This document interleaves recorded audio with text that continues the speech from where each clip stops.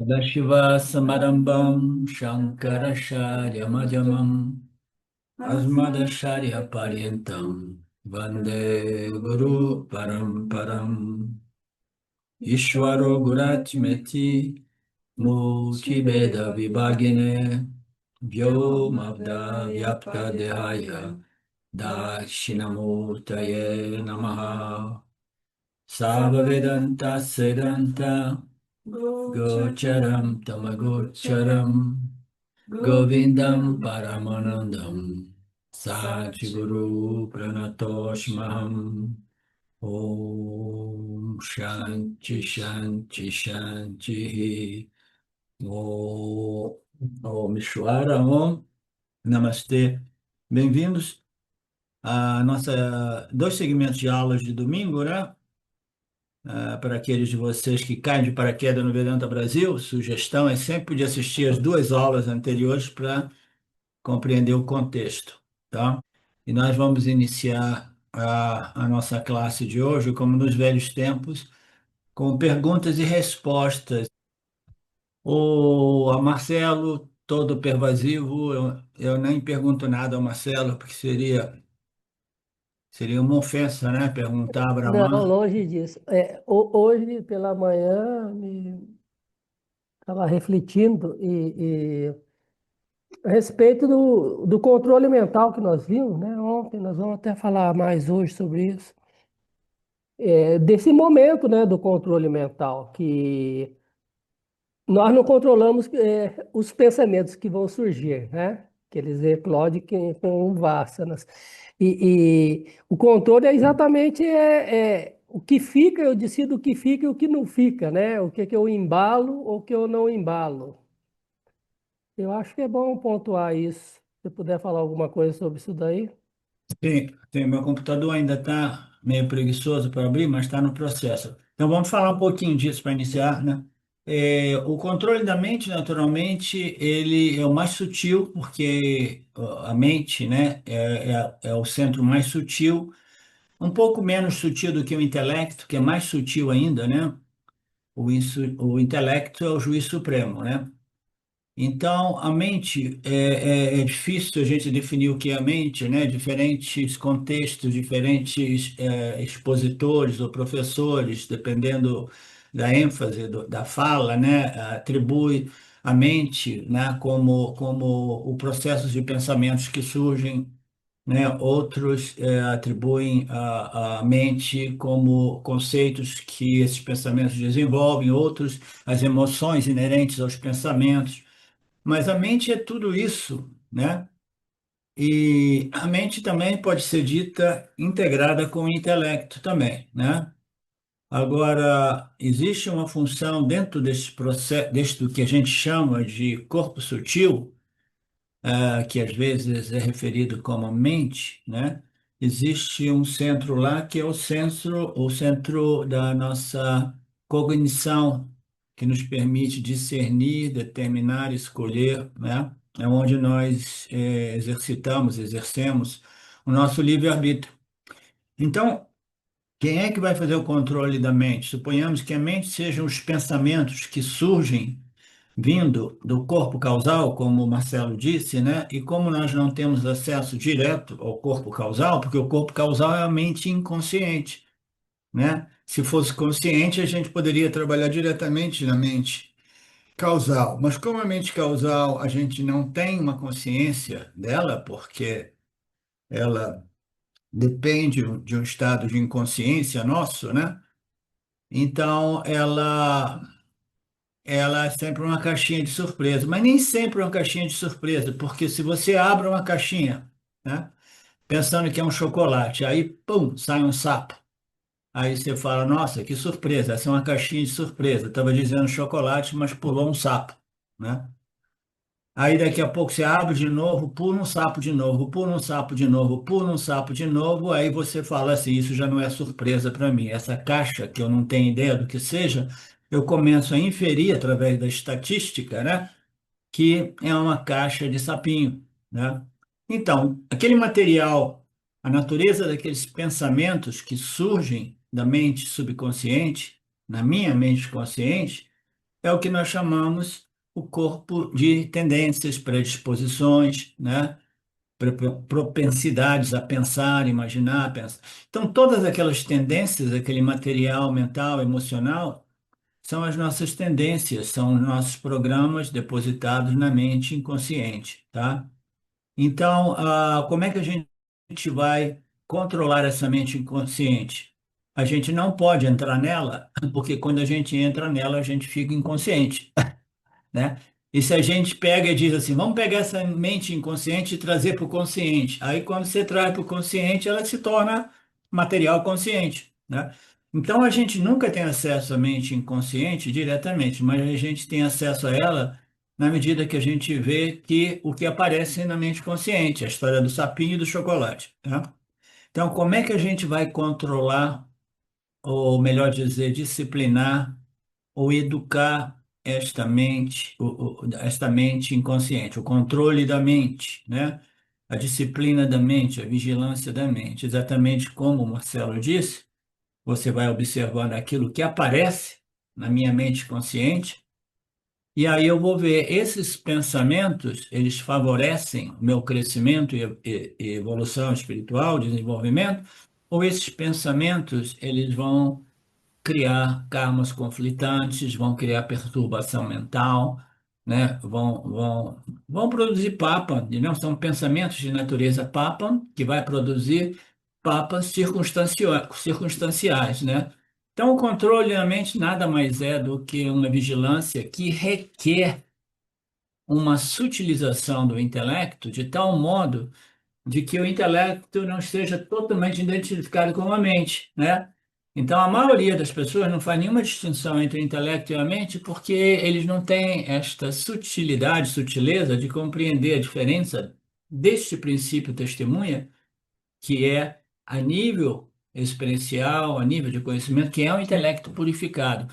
Então, este intelecto, ele consegue objetificar os pensamentos na medida que eles surgem, se ele estiver devidamente refinado e sutilizado, né? Então, ali existe uma, assim por dizer, distância entre as mentes que surgem e o intelecto não pensa que é a mente, e a mente não pensa que é o intelecto. É aquela história dos três poderes, né, em todos os governos mundiais, né? O judicial, o executivo e o legislativo, né? Então, se a mente ela se identifica como o juiz supremo diz assim, não, eu não sou nada mais nada menos do que a mente. O que eu penso, eu executo como lei, né? Então, aí a gente não tem a possibilidade de fazer este processo que não é o viveka definitivo, tá? Não é a discriminação entre o ser e o não ser, sati e mitya, mas é um processo de discernimento que envolve o Viveka Shakti, na medida de que eu vou escolher entre essas vasanas, essas tendências, né, que são fundamentalmente satívicas e dármicas, daquelas tendências que são rajásicas, tamásicas e muitas vezes adármicas, né? Esses pensamentos e tendências que, né, me apoiam, me suportam, né? Neste processo de elevação, purificação espiritual, e aqueles pensamentos que são viciantes, que me dão uma sensação de segurança, de prazeres momentâneos, mas que não me permitem crescer, tá? Então, como é que a gente vai fazer este controle, que é melhor referido como uma vigilância, né, e uma disciplina de observação e discriminação entre os pensamentos, assim por dizer, favoráveis ao meu crescimento e aqueles desfavoráveis ao meu crescimento. Então, a gente só pode trabalhar e controlar a mente assim, em níveis mais práticos ainda, significa dizer que eu tenho que observar esses pensamentos, essas atitudes. Atitudes é alguma coisa mais sutil do que os pensamentos, tá? Esses samskaras, essas atitudes, elas existem ainda mais no âmbito do causal, porque elas ainda não se manifestarem como um pensamento construído por noções, conceitos e ideias, entendeu? Mas são tendencialmente, né, negativos. São atitudes negativas que ainda são mais sutis de suas construções verbalizadas, construídas através das palavras, tá? Então, a gente tem que simplesmente observar, observar e ter a capacidade discriminativa, a distância entre eu e essas tendências que estão aparecendo antes delas formarem ideias, pensamentos e noções que são, assim por dizer, negativos, e dizer não, não, não, não, obrigado, não, não e não, obrigado. Então, esse se refere àquela analogia que eu tenho usado já há uns 10 anos, de você impor uma dieta de, hã? Não, desnutrição. De desnutrição, de fome, starvation, entendeu? Porque todo esse material, ele se nutre de nossa atenção, de nosso engajamento, né? Então, se você olha aquelas tendências e se você tem essa capacidade já, essa discriminação, essa distância, né? Porque na medida que a gente vai, eu costumava dizer no passado, até mesmo antes do Vedanta, que esse processo ele ocorre no intelecto que precisa ser sutilizado, sutilizado, sutilizado. O autoconhecimento ocorre no intelecto extremamente sutilizado também, tá? Não é um conhecimento meramente intelectual, mas ocorre no intelecto, tá? É um conhecimento diferente, porque não é a respeito de nada do fenômeno objetivo lá fora, mas é um autoconhecimento, é um conhecimento a respeito da natureza do observador, a real natureza do observador. Isso também ocorre no intelecto. Então, este intelecto é a joia suprema, né, da bênção, né, do Criador. O Criador nos criou com este centro cognitivo, discriminativo, intelectual, e é ali que nós fazemos esse trabalho espiritual. Então, se nós temos a capacidade, o refinamento, a purificação de identificar esses pensamentos negativos, até mesmo em termos de atitudes tendenciais, atitudes Tendenciosas. atitudes tendenciosas, você tem que ficar aqui para sempre, porque eu preciso melhorar meu português. E vocês aí têm que interromper a aula, assim, né? Aí é mais difícil. Então, o que eu ia dizer? É por aí, como o Marcelo disse, e o trabalho é esse, é o trabalho é ser capaz de identificar essas tendências, esses pensamentos que não são favoráveis ao meu crescimento espiritual, e não nutri-los com nossas atenções, não nutri-los com nossas justificações, não nutri-los com a ideia, sim, sim, sim, eu estou de acordo, eu acho que está certo mesmo, é assim mesmo que eu penso, e babá. Não dá nenhuma atenção, porque tudo na vida só cresce na medida que nós nutrimos, e no mundo sutil, o nutrimento é a nossa atenção. Não é isso, Marcelo, mais ou menos? É, eu estava aqui pensando, e é o seguinte, eu entendo que eu estou experienciando, né, os pensamentos que eu nutri, né, é um prarábida, seria como um prarábida, eu dei causa, por isso que ele aparece para mim, e eu acho que aparece inclusive como, é, acho que a gente tem que aproveitar e vê-lo como uma oportunidade de fazer esse exame mesmo, para fazer essa faxina aí. Sim, muito bacana, muito bem dito. O Marcelo está falando de uma coisa importantíssima. Quando a gente diz que tudo é Ishvara, a gente não pode nos isentarmos de nossas responsabilidades. Se nós temos pensamentos não favoráveis, atitudes não favoráveis, a gente tem que assumir a responsabilidade. Porque eu nutri tudo isso, né? Eu sei que eu nasci num campo de ignorância que é difícil, né? A gente se livrar dessa ignorância. Por isso que Ishvara lançou as escrituras, né? Aí quando ele falou assim, lancei as escrituras, esqueci de lançar os gurus. Aí lançou os gurus também.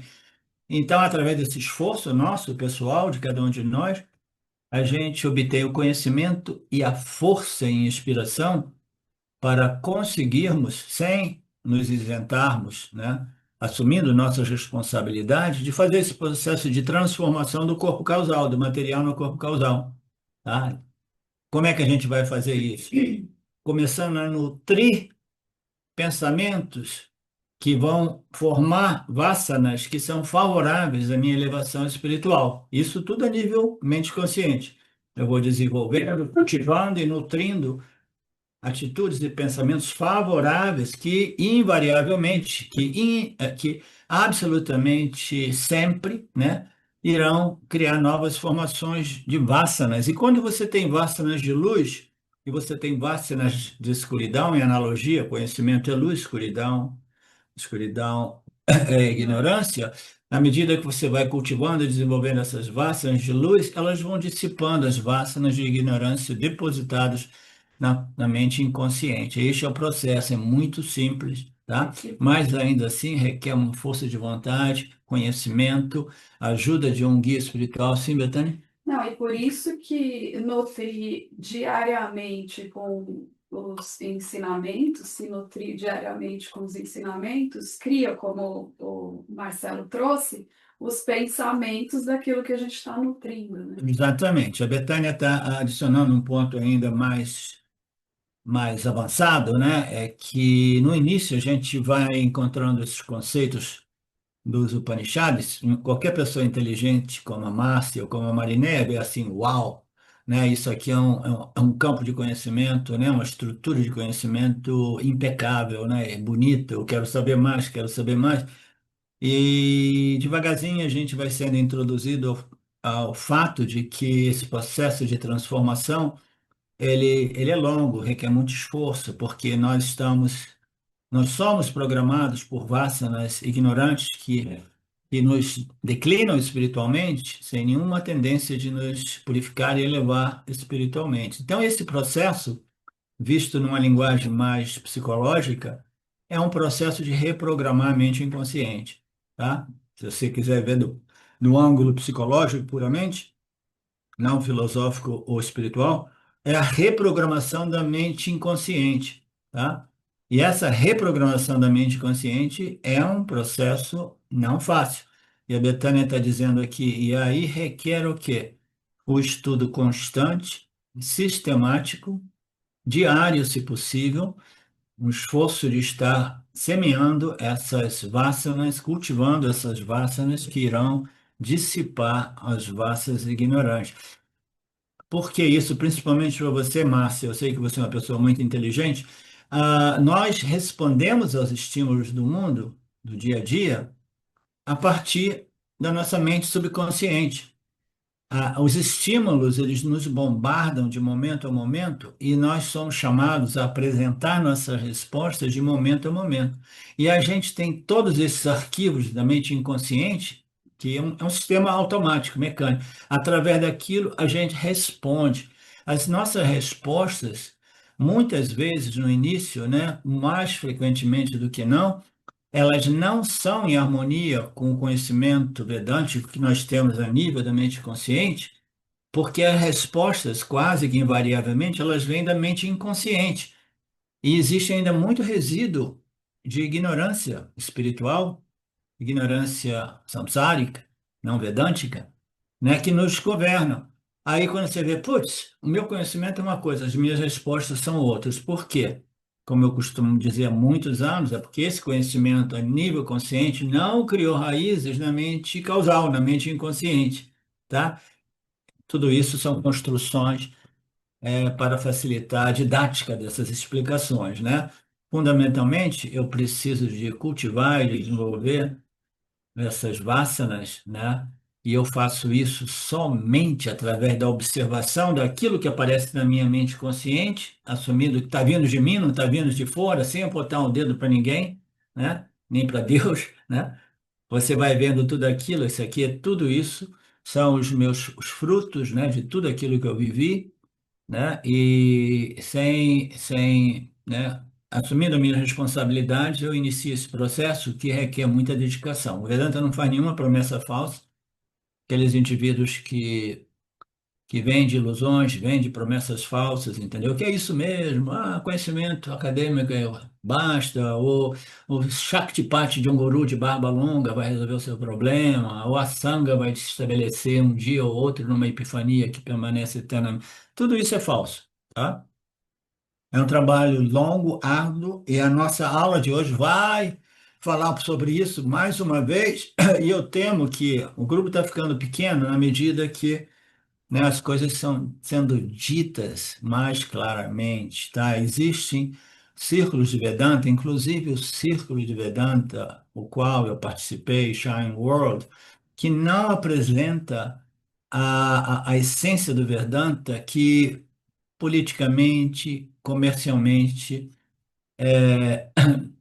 não é favorável, entendeu? Como é que é aquela história? Você tem que ser politicamente, Correto? não, politicamente.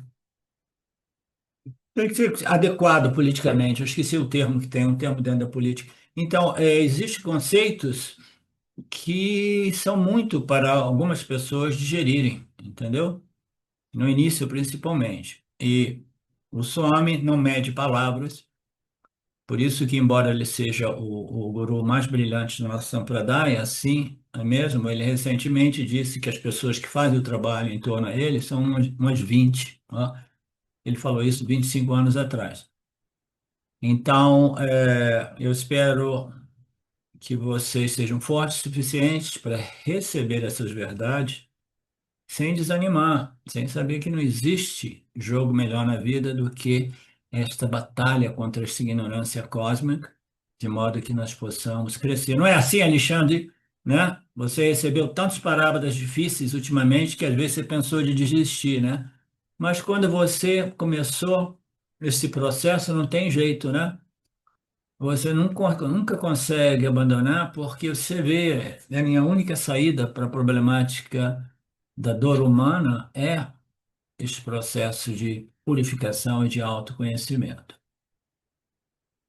Mais alguma coisa, Marcelo?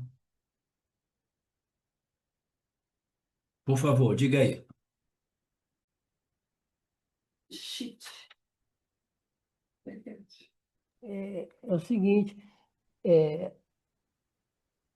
esse controle mental, né, que é o tópico que nós estamos tratando, é uma das virtudes, né, que nós estamos vendo. E Uhum. tudo isso que você acabou de dizer aí só ressalta a importância dessa observância que nós temos que ter a respeito de todas essas 20 virtudes, né? Que é isso que vai acabar ajudando a nutrir o corpo causal com boas vasanas, né? E Sim. constante. Então, a importância disso, para a gente estar inserido nessa vida vedantina, né? Realmente Tá. mergulhado nela, porque senão vai ficar capenga, vai ficar com o pé em cada canoa, como diz, né? Então, é isso mesmo. Como eu costumo dizer também, essas virtudes, que nada mais são do que qualificações, elas são desenvolvidas, assim por dizer, organicamente, tá? E elas requerem duas coisas. Os dois fatores importantes para o nosso desenvolvimento espiritual é willpower, que é a força de vontade, uma dedicação, né? Uma resiliência, uma determinação, né? Que vai crescendo, crescendo, e eu vou apostando mais e mais naquilo que é mais valioso, que é o crescimento espiritual. Então, este é um fator, né? E o outro fator é o quê, Marinéia? Um é a força de vontade, e a outra é a assimilação dos ensinamentos, a compreensão, tá? A assimilação do conhecimento, né? Então, essas qualificações ou virtudes é parte daquele aspecto dos ensinos do Vedanta que são os frutos da assimilação desse conhecimento, né? Que, que é o que todos nós queremos, né? Uma pessoa mentalmente, psicologicamente, emocionalmente equilibrada e sana. Sana existe? São. E sana, né? E sana. Então, uma pessoa feliz, nós queremos ser felizes, né? Então, esse conjunto de qualificações, de virtudes, ou de preparações, ou de valores, como disse a Betânia no outro dia, que é um apontamento bacana também. Então, isso aí, ele vai crescendo organicamente, tá? Organicamente, organicamente. Você não pode dizer, não, agora eu entendi tudo. Eu vou deixar todos os outros campos dessas virtudes e eu vou me dedicar quase que puramente na observação daquilo que vem do corpo causal, da minha mente inconsciente, tá? Então é meio difícil, tá? Porque, ah, não, agora eu vou botar tudo isso aqui, mas você não tem muita capacidade de fazer isso, a menos que seu intelecto seja devidamente sutilizado, satificado, né, purificado, refinado, né? Então você vai tentar fazer isso, e você vai ficar frustrado, porque não existe, assim por dizer, a distância suficiente, a discriminação suficiente para julgar se isso é positivo para o meu crescimento ou não. Então, a gente sempre volta para um ponto que é a raiz, que às vezes o Swami não exalta muito aqui, mas eu exalto mais, porque cada guru, cada professor tem um modo seu de se expressar, tá? Então, tudo isso cresce organicamente, essas qualificações, dependendo do caráter de cada um de nós, as tendências da nossa natureza inferior, né, ou aparente, como o corpo em muitos sentidos. Isso vai crescendo organicamente a partir de quê? Né, a partir de quê? Do conhecimento. Então, essas virtudes, que são os frutos da assimilação do autoconhecimento, elas dependem que os frutos da assimilação do autoconhecimento, elas precisam do conhecimento bem assimilado, tá? Então, a gente, no final das contas, a gente pode passar tempo. Agora eu vou focar na observação dessas porcarias que vêm da minha mente inconsciente. É super válido.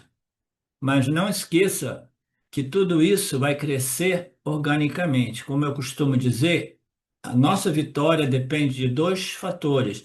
Um é a nossa determinação, a nossa força de vontade, e a outra é a nossa capacidade de compreender e assimilar o conhecimento, tá? Então, o conhecimento e a força de vontade, né, a compreensão profunda, né, sobre a luz desses ensinamentos e a nossa força de vontade, esses dois aliados é que nos conduzem a esta vitória. Certo, Marcelo? Obrigado.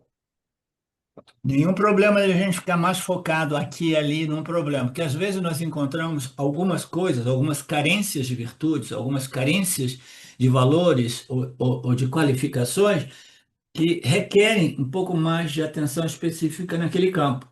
Nenhum problema, mas jamais perdendo de vista, né, que esse é um crescimento em geral, orgânico, entendeu? Que depende de quê? Exposição, exposição, exposição, exposição aos ensinamentos dos Upanishads, do ensinamento do Gita, com a ajuda de um professor espiritual, de um guia espiritual competente.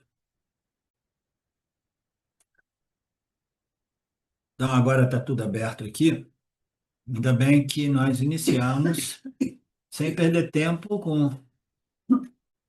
O desapego mental não pode ser facilmente. Então, uma das últimas virtudes que nós vimos ontem foi a despaixão, o não apego, a não identificação, né? É o problema do ahamkara, mamakara, eu e meu. Não precisa estar quente, não, tá, Betânia? Então, esta última virtude, talvez uma das últimas, eu creio, nessa passagem,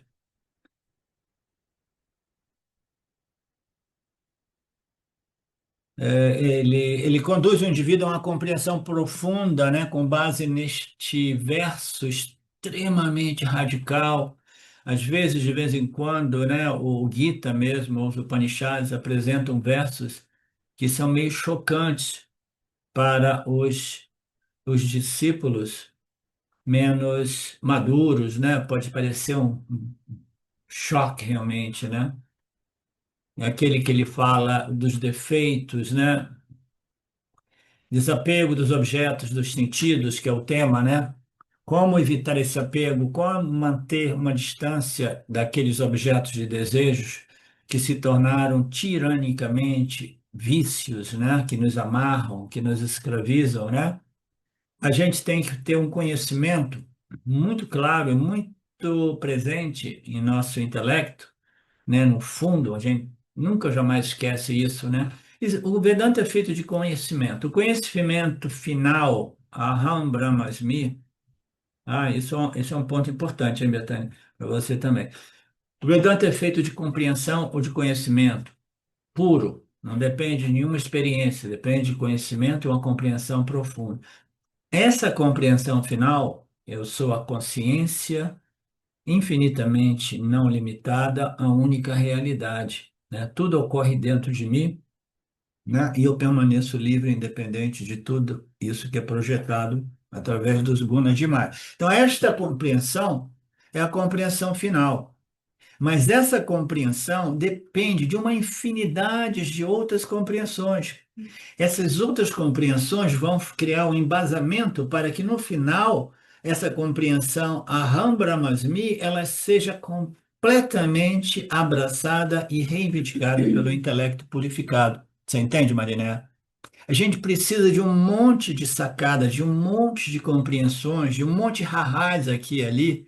Quando esses rarás preliminares ocorrerem, não precisa ficar exaltado. Procure manter o mínimo de vairagya, de discernimento, né? De equanimidade, de não começar a viajar. Ah, agora eu entendi tudo. Eu tinha uma amiga que não está mais no nosso grupo, que ela tinha um arrazinho pequenininho lá embaixo, ela dizia, ah, Naga, agora eu compreendi tudo, agora eu estou livre. Eu falei, ah, tudo bem, Prá, tudo bem. Não precisa de escorregar na maionese neste nível, né? Mas compreenda que todos esses rarás, todas essas compreensões preliminares, elas vão criar, formar um embasamento que vai suportar ou apoiar e prover a convicção quando você chegar neste conhecimento direto a Aham Brahmasmi, tá? Portanto, esse verso aborda este ponto. Desapego aos objetos dos sentidos, que é difícil, né? Ele vem com uma ausência do ahamkara, do ego, que se apodera de tudo, né? Que simplesmente se apropria de tudo, né? "Ah, como é que eu cresci? Olha só como eu sou grande, olha como é que eu sou evoluído." Desapego dos objetos, que é difícil, vai produzir um ahamkara maduro que não se apropria das coisas, né? Como se ele fosse realmente o único fator envolvido naquilo que ele sabe, conhece, faz e experimenta, né? E isso somente é possível através da visão, da percepção, da compreensão constante dos defeitos inerentes a esta existência nossa em Mítia. E os defeitos, eles vêm já no nascimento, depois vêm no envelhecimento, na doença e na morte, sem dizer que a gente está constantemente limitado pelo espaço e pelo tempo, limitados por as nossas características pessoais, os nossos talentos pessoais, os nossos atributos e propriedades, tudo que é colorido, que é configurado pelos gunas de Maya, é um adjunto limitante, né? Porque eu sou um grande psicólogo, por exemplo, eu sou um grande biólogo, né? Aí eu falo assim, é mesmo, cara? Porra, então você é muito limitado mesmo, né? Mas como assim? Porque se você é um biólogo, você não é um matematician, um matemático, né? Você não é um físico, né? Você não é um astrólogo, né? Porque todas as nossas características, propriedades, qualidades, são adjuntos limitantes, né? Então nós somos limitados pelo tempo, pelo espaço. Ah, eu gostaria tanto de poder agora estar, né, lá em Orlando para ver a minha neta por 5 minutos. Não posso. Eu sou limitado pelo espaço, né? Então, e nós somos limitados também por quê? Pelos atributos dos gunas de Maia. Porque eu sou isso, eu não posso ser aquilo, né? Marinéia, agora nos dias de hoje, do ponto de vista de gênero, ficou mais fácil. Você pode dizer, ah, hoje eu sou uma mulher, Marinéia, mas amanhã, se eu quiser, eu decido que eu sou um homem, no dia seguinte eu decido que eu sou um gato, né? Essa loucura, a loucura humana chegou a esse extremo. Mas, em geral, né, se Marinéia é uma mulher, ela não pode ser um homem. É uma limitação enorme, não é, Marinéia? Mas é parte da vida. As configurações de Maia são limitadas em todos os sentidos, intelectualmente, etc, etc.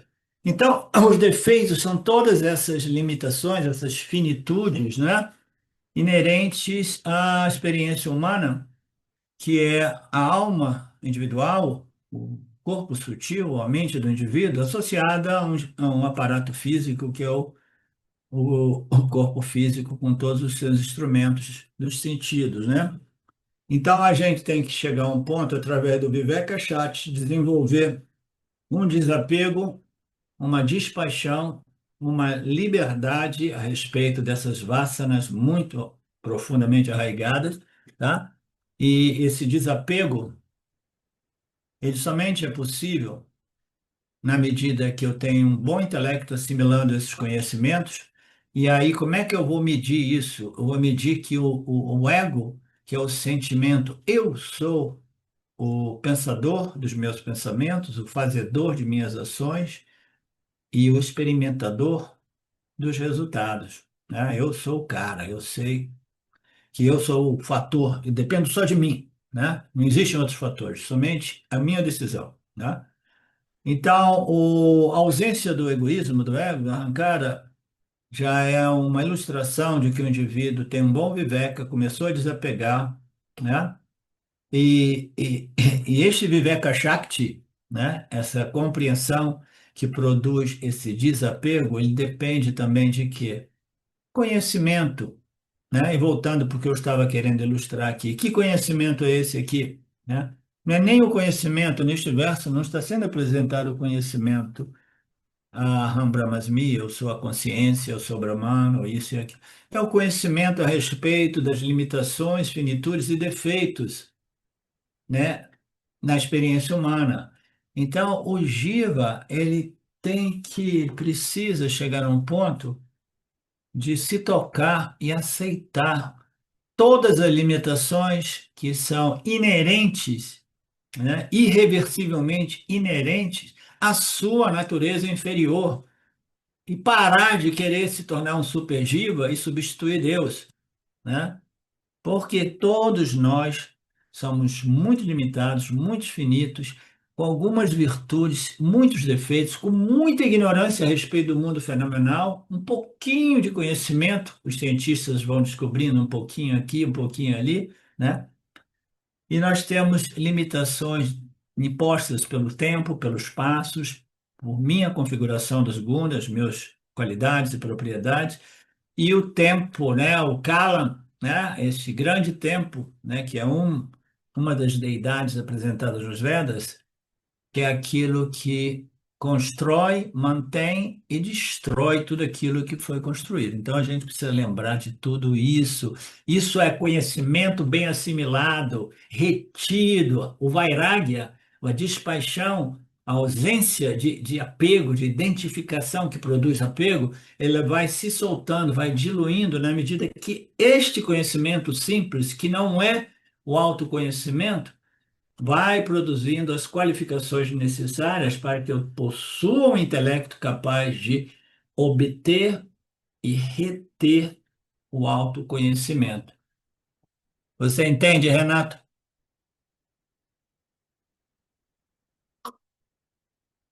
Sim ou não? Eu quero saber sim ou não. Perfeitamente, professor, estou acompanhando aqui. Fico feliz. Ok, então vamos para frente, porque atrás tem gente.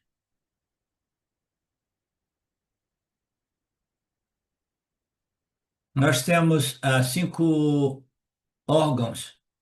Nós temos cinco sentidos de recepção, né? O ouvido, o nariz, isso e aquilo, os instrumentos, né? E nós temos cinco instrumentos de ação. O mundo entra através de nós, através desses cinco canais de recepção. E as nossas respostas saem através dos cinco canais de ações nossas, né? As recepções são Yanindriyani e Karmidriyani, os órgãos de ação. São os portões ou as janelas de entrada, janelas de saída, isso vocês, a maioria de vocês já conhece bem. Uma vez que eles são um conjunto de instrumentos que Ishvara nos abençoou com, nos deu, nos, né, concedeu, e nós desenvolvemos uma convicção de que nós temos um certo controle sobre eles, e que esse certo controle que nós temos sobre ele, que é o livre-arbítrio humano, a nossa capacidade de escolha, que nada mais é do que o nosso, né, Viveka Shakti, né?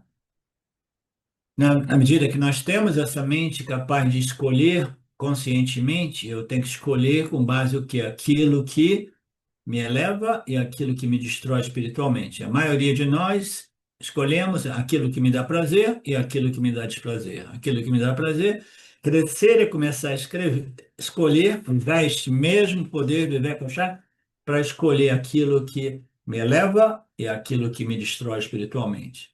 Esta é uma vida, é um exercício do livre-arbítrio do Vivek Shakti inteligente.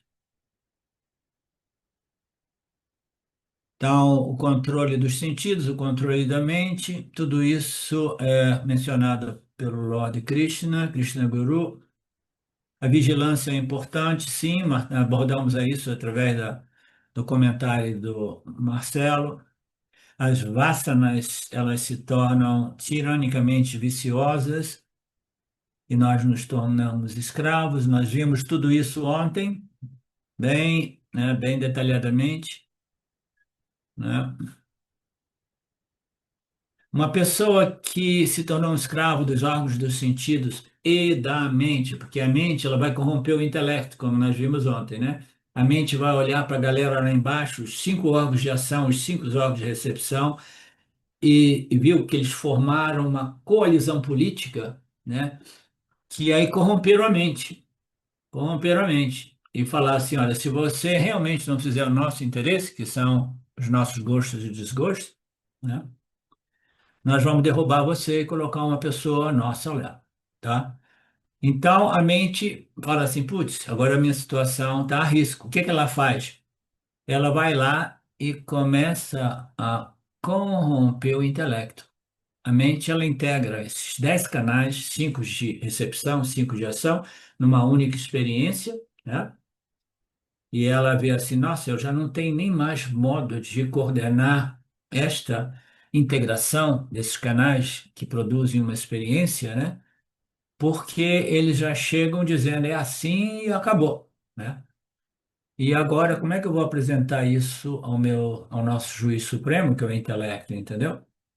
Eu vou perder a minha posição aqui. Os órgãos dos sentidos vão virar os meus mestres, vão me remover desta minha posição e politicamente, para estar politicamente correto, era o que eu estava pensando antes, politicamente eu tenho que realmente encontrar um novo aliado, que é o meu chefe lá em cima, o juiz supremo, o intelecto, e eu tenho que dizer para ele, ó, a coisa que mudou, os órgãos dos sentidos, os órgãos da ação, eles se tornaram poderosos, eles conseguiram, né, atrair as forças das armas para eles, e agora nós estamos sem poder. E quando nós não temos poder suficiente, a solução é sempre aquela, é unir-se ao seu inimigo, né? Para sobreviver, você se une ao seu inimigo. Politicamente, está todo mundo fazendo isso no mundo, em todas as nações, tá? Com medo de bater de frente. Então, o que que acontece? O intelecto começa, a mente encontra diversas justificativas, faz uma reunião de portas fechadas com o intelecto, explica a situação, né, e procura, como é que se bribing, dá dinheiro para, procura subornar. Ver uma coisa, subornar, são ligeiramente diferentes essas palavras, né? Procura subornar o intelecto, aí eles se unem às forças lá de baixo, né? E que em analogia é o poder jurídico, né? Ela vê lá que o executivo e o Congresso foram subornados, aí fala o quê? É melhor a gente se unir à festa, se unir aos inimigos, senão eles vão acabar com a gente.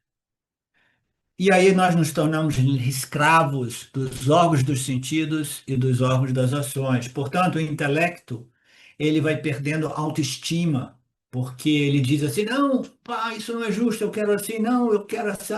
E aí quando você vê a mente, a galera lá de baixo, ninguém cega para ele, eles dão um dedo para o intelecto fala, porra, e agora a força de ordem, vai lá, prende os caras. Aí eles falam, não, nós também estamos com eles. Você está isolado, o intelecto humano. Você está sozinho nessa batalha. Aí o intelecto, sentido realmente abandonado, ele vai se sentindo sempre menos, né, poderoso, vai se sentindo inadequado, fraco, abandonado, né, sob o poder das forças do hábito da galera lá de baixo, ele vai se sentindo culpado, insuficiente, inadequado, impotente, né? E aí o que que acontece? Reconhecendo que ele já não é um mestre, mas ele se tornou um escravo do sistema, ele se adere, se adequa ao sistema, né? Eu estou falando isso porque você sabe, eu acompanho geopolítica, isso e aquilo, eu não posso falar direto, eu falo indiretamente sempre que os ensinamentos me dão uma possibilidade, mas é o que ocorre no mundo. A nossa representação da nossa mente, esses centros, ela realmente é uma reprodução bacana dos, dos poderes, né, que existem nessas supostas sociedades ditas democráticas, que democracia não existe mais, né, fundamentalmente.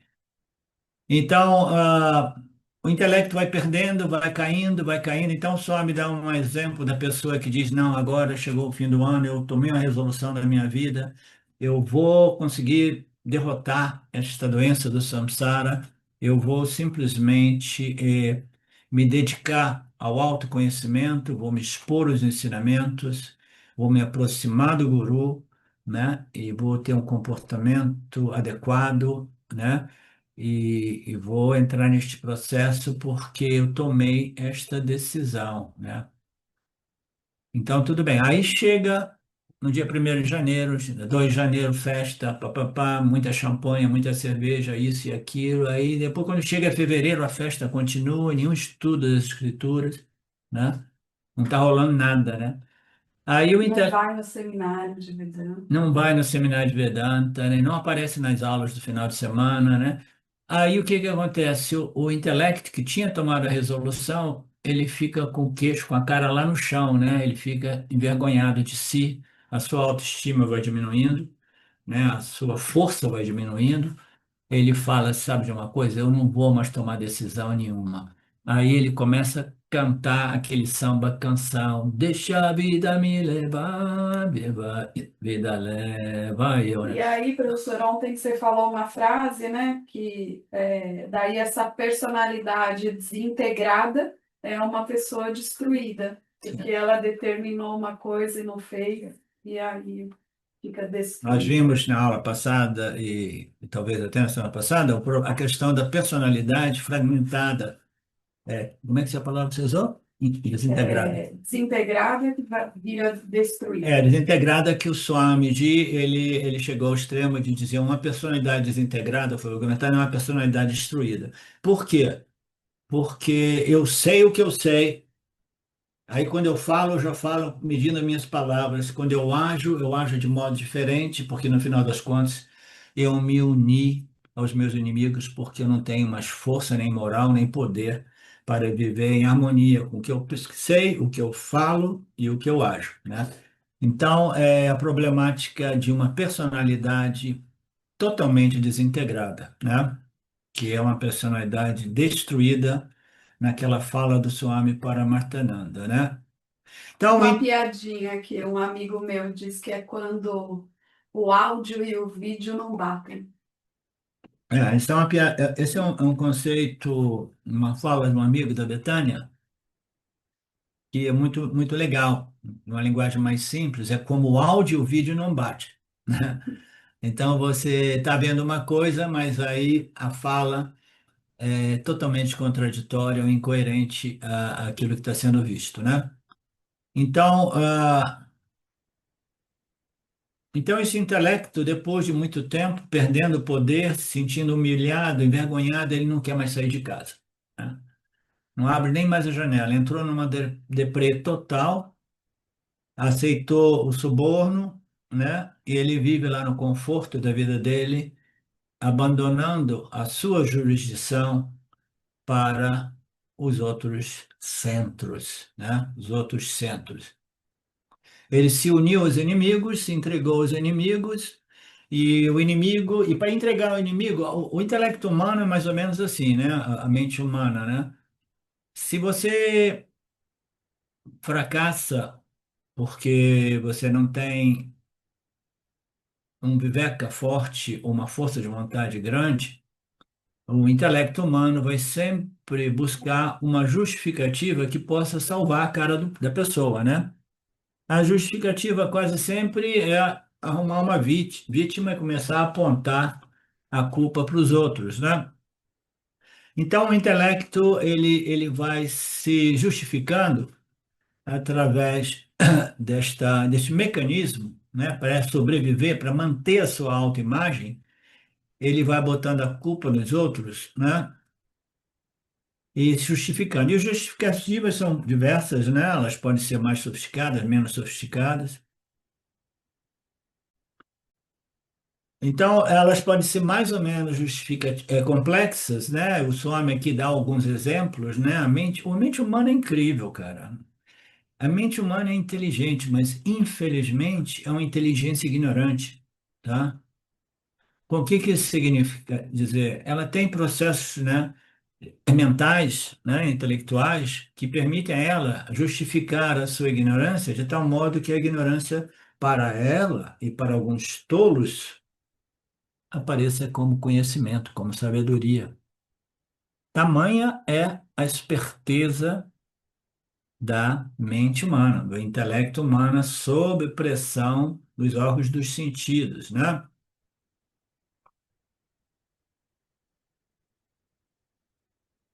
Então, esse controle sensorial é fundamental, ele irá produzir o vairagya, desapego. O desapego vai tornar o indivíduo mais puro, né? Mais empático, mais compassivo, né? Mas requer muito esforço. Por isso que ontem eu falei que aqueles poucos de vocês que continuam aqui nessas aulas do Vedanta, essas aulas nas quais o Vedanta é apresentado não de forma diluída, o Vedanta diluído não espanta tanto os estudantes, né?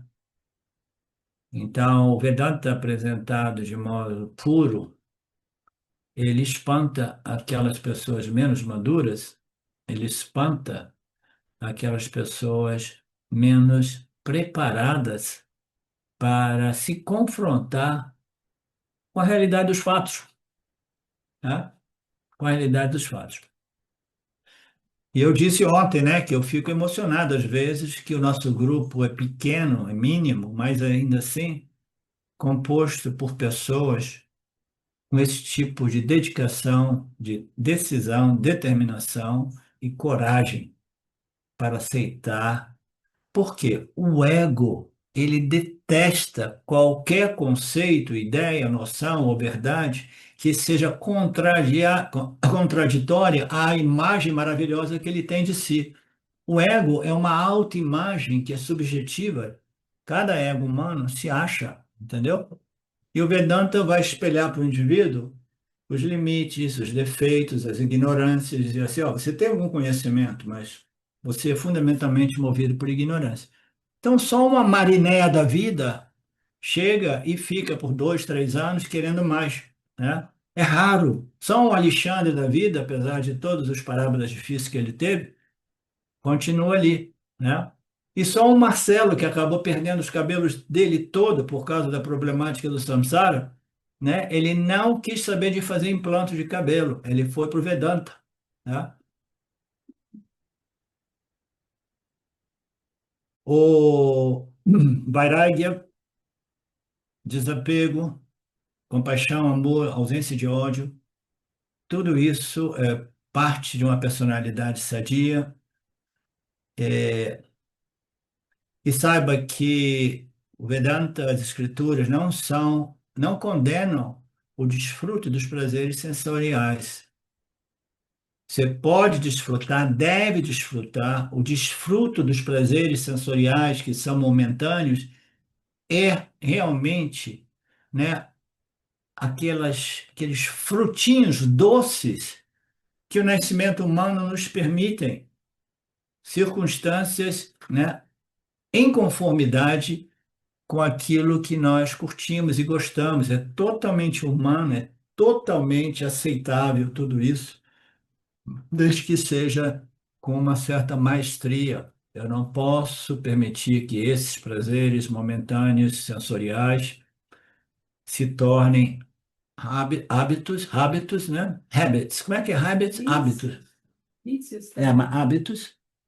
hábitos, porque hábitos se tornam vícios, né? E vícios nos escravizam, né? Então não existe nada de mal em nós curtirmos, nos darmos a permissão de curtir alguns prazeres, mas sempre com essa sabedoria. Eu sou o mestre de tudo isso, esses prazeres sensoriais são alguns frutos doces, a vida é feita de frutos doces e amargos. Eu aceito os frutos amargos, eu aceito as dores da vida, aceito os prazeres da vida, mas eu permaneço como o mestre de ambos, tá? Jamais escravo ou dependente de ambos, né? Portanto, esta vairagya, essa não apego, não dependência, é uma qualificação importantíssima, é uma virtude importantíssima. E a próxima aqui é a ausência do ego. Ahankara significa o ego, orgulho, arrogância. O oposto do Ahankara é a humildade, é simplesmente a falta como é que se diz? Aquela palavra, presunção, né? Pretensão, presunção, expectativa de que os outros devem jogar um tapete vermelho para mim. Se as pessoas não me respeitarem, não me validarem, eu me ofendo, né?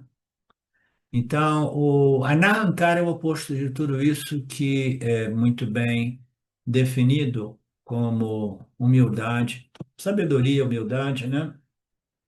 Humildade genuína, como eu costumo dizer, ausência de orgulho, de vaidade, de arrogância.